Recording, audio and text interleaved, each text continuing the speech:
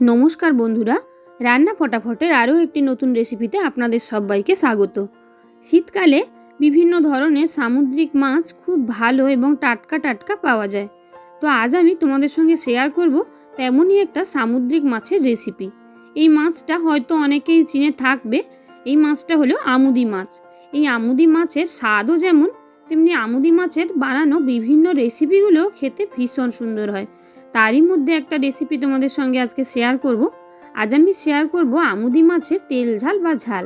তার জন্য প্রথমে আমুদি মাছগুলোকে নুন হলুদ মেখে নিলাম। এবার প্রথমে মাছগুলোকে আমি ভেজে নেব। মাছগুলো সাদা তেল কিংবা সর্ষের তেল যাতে খুশি আপনারা ভাজতে পারেন। আমি সাদা তেল একটু বেশি পরিমাণে দিয়ে মাছগুলোকে ভেজে নিচ্ছি। আর বন্ধুরা, এই ডুবো তেলে ভাজা আমুদি মাছ শুধু শুধু খেতেও কিন্তু ভীষণ সুন্দর আর ভীষণ ক্রিস্পি হয়। গরম ভাতের সঙ্গে খেতে ভীষণ সুন্দর লাগে।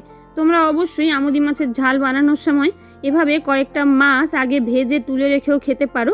এটাও খেতে ভীষণ সুন্দর লাগে।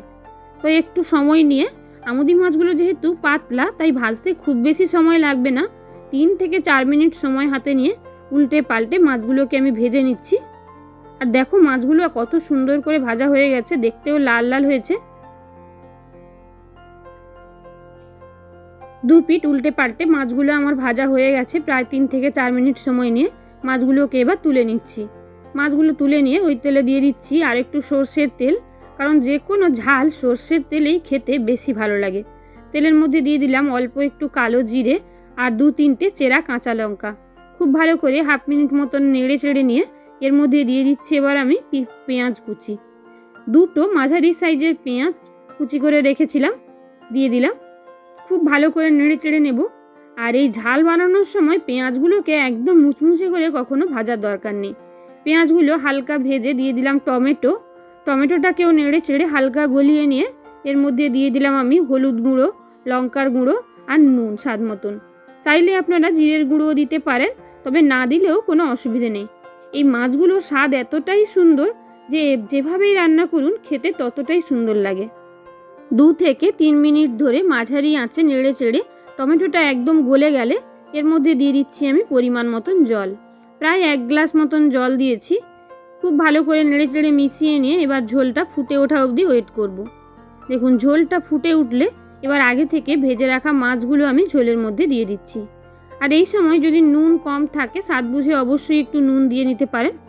দেখুন সবগুলো মাছ দিয়ে নিচ্ছি প্রায়।